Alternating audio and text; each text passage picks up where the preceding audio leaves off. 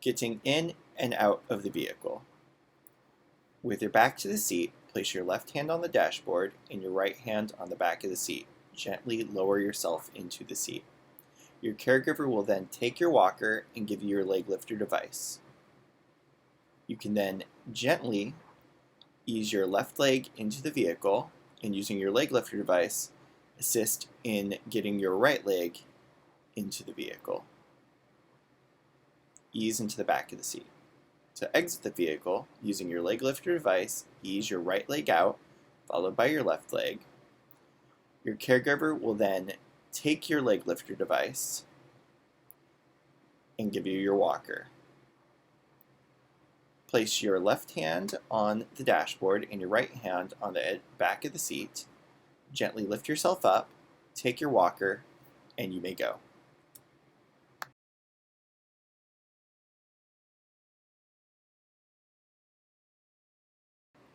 Curb step training. Going up the curb.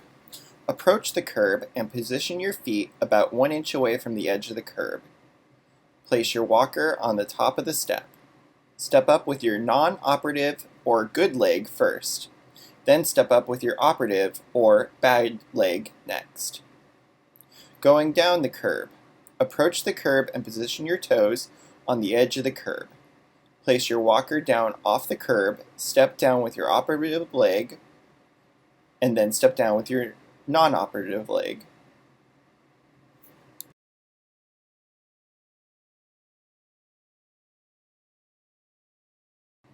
Navigating stairs. Going up the stairs. Approach the stairs and position your feet about 1 inch away from the edge of the stairs. Place your hands on the railings. Step up with your non-operative leg or good leg first. Then step up with your operative leg or bad leg next. Going down the stairs. Approach the edge of the stairs and position your toes on the edge of the stairs. Place your hands on the railings, step down with your operative or bad leg first, then step down with your non-operative or good leg next. Navigating stairs with a cane. Going up the stairs. Approach the stairs and position your feet about 1 inch away from the edge of the stairs. Place one hand on the railing, hold the cane in your other hand. Step up with your non-operative or good leg first. Then place your cane on the step and step up with your operative or bad leg next. Going down the stairs. Approach the edge of the stairs and position your toes on the edge of the stairs. Place one hand on the railing. Hold your cane in the other hand. Place the cane on the next lowest step first, and then step down with your operative or bad leg. Then step down with your non-operative or good leg next.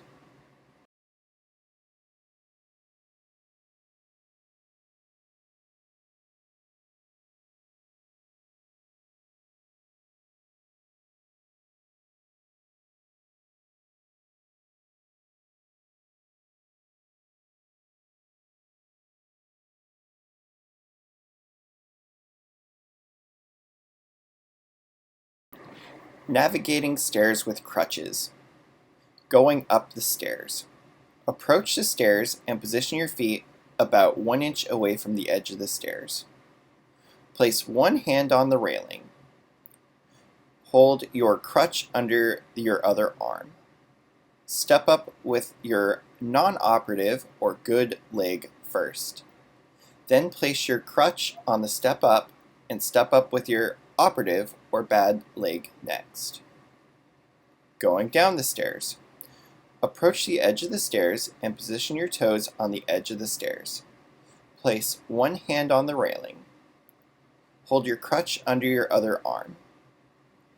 Place your crutch on the next lowest step and then step down with your operative or bad leg.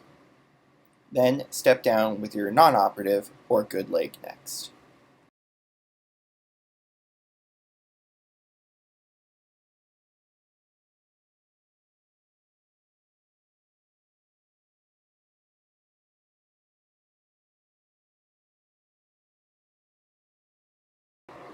Walking with a walker or cane.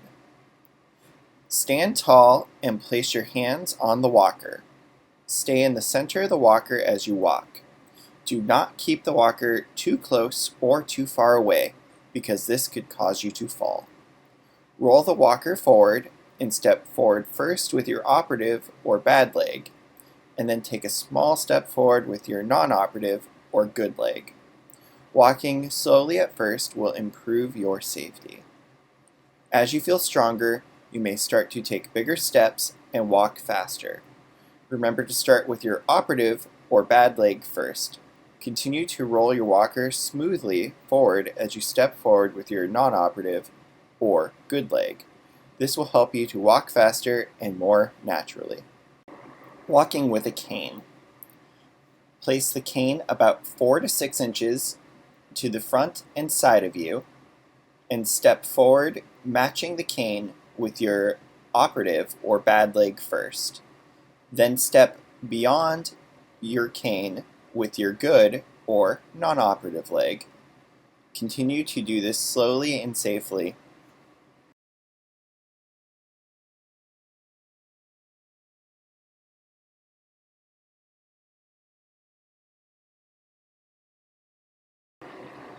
Commode transfer. Back up until you can feel the commode behind your legs. Do not sit down if the height of the commode is lower than the crease of your knee. Slide your surgical leg forward. Reach back for the armrest of the commode and slowly lower yourself down. To stand up, slide your surgical leg forward, push up from the armrest, and then reach for your walker with one hand at a time.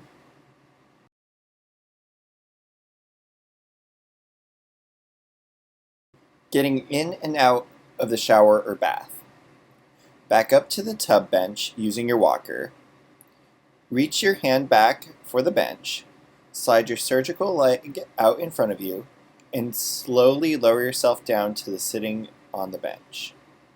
Push the walker slightly forward so it is out of the way of your legs. Spin on your bottom and use your leg lifter to assist with lifting your surgical leg over the edge of the tub. Slide your bottom into the tub and lift your non-surgical leg over the edge. To get out of the tub, lift your non-surgical leg over the edge of the and then scoot your bottom towards the edge of the tub. Using the leg lifter, lift your surgical leg over the tub edge, spin on your bottom to face your walker.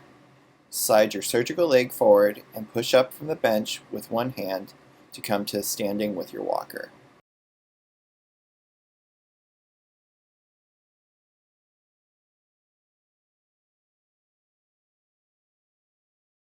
The physical therapist will help teach exercises that help promote circulation, promote flexibility in the new joint, and also help to strengthen the new joint so that it's easier to walk and also so that you have less pain. Ankle pumps is an excellent exercise for promoting circulation and preventing blood clots. With this exercise, you're going to flex your ankles, bringing your toes all the way up towards your nose, stretching your calf muscle, and then pointing your toes down towards the floor. Pull up all the way towards your nose, and then point your toes away, almost like you're stepping on a gas pedal.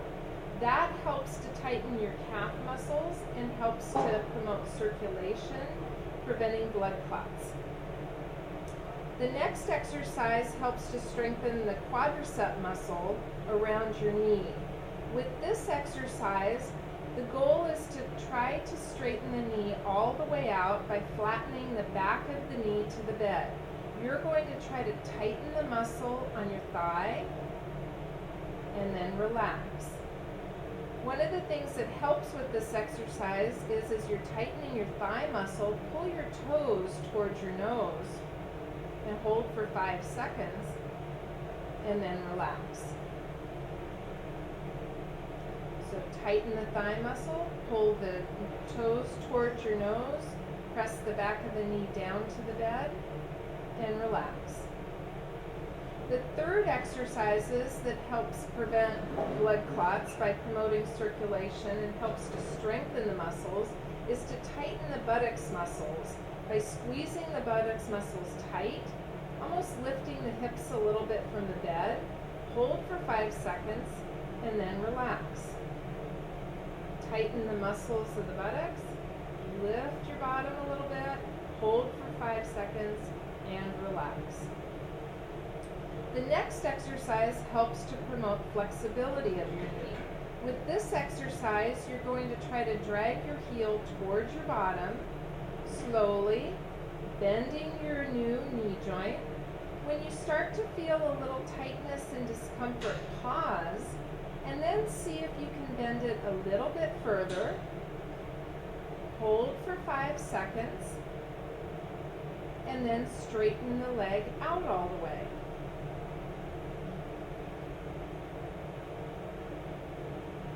This exercise helps to promote flexibility of your new knee joint. The next exercise helps to strengthen the thigh muscles, which are the main walking muscles. This is called a straight leg raise. We want to make sure that this exercise is done correctly so that your back doesn't become sore. So we'd like you to bend your unaffected leg up and put your foot on the bed.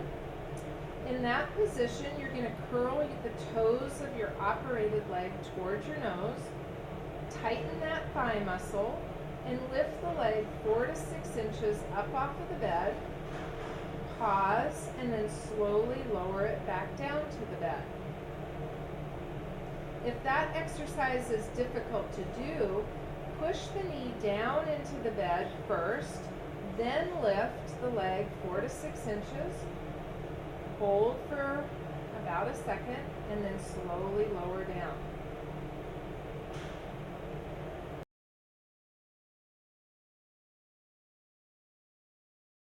In order to strengthen the leg, we also teach exercises in sitting. This is a great position to strengthen the upper leg muscles as well as the lower leg muscles, which help give stability to the new joint and help you walk. The first exercise that we're going to do is hip flexor strengthening or marching. With this exercise, it's best to scoot forward so you're sitting on the edge of the chair. And then we want you to try to keep your foot back directly under the knee. That might be a little bit uncomfortable, but that's the best position to do the exercise. With this exercise, you're trying to tighten your upper thigh muscle as you lift your leg up about 4 to 6 inches and bring it down. You don't have to hold this exercise, just try to go smoothly up and down, keeping the foot directly underneath the knee. Very good. The next exercise works on strengthening the lower portion of the quad muscle or the thigh muscle.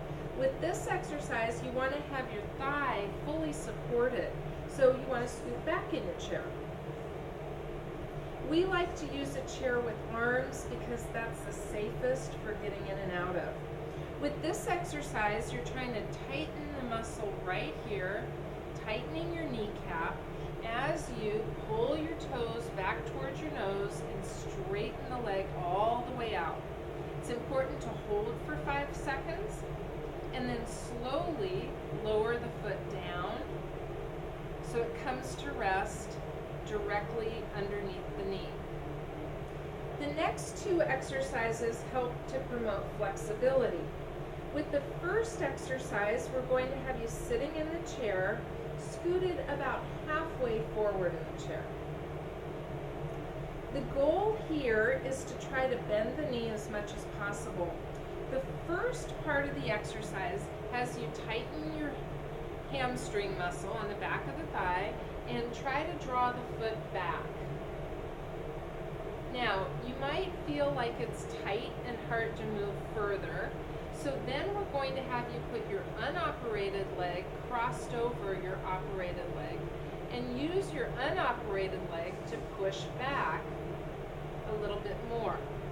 The third part of the exercise has you uncross your legs, but keep your operated foot where it is on the ground. And now you're very gently going to use your hands on the armrest of the chair to scoot forward, gently trying to stretch the knee a little bit further. Now this is an intense stretch, so go slowly. Don't feel like you have to stretch beyond your abilities. Very good. Straightening the knee out all the way is just as important as bending it all the way. Sometimes it's very difficult to get the last few degrees of extension, and this exercise will help you gain that ability to straighten your leg out all the way. Sitting in the chair, you're going to put your operated leg up on a footstool. You could also put it up on another chair. A coffee table would work too.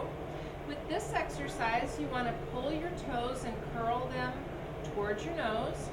You want to tighten your thigh muscle and push the back of your knee down towards the ground. And you can take your hand and put it above your incision. We don't want you to put it on your incision because that might hurt. But you can put your hand on your upper thigh muscle and push straight down towards the floor. And that helps you straighten the leg out all the way.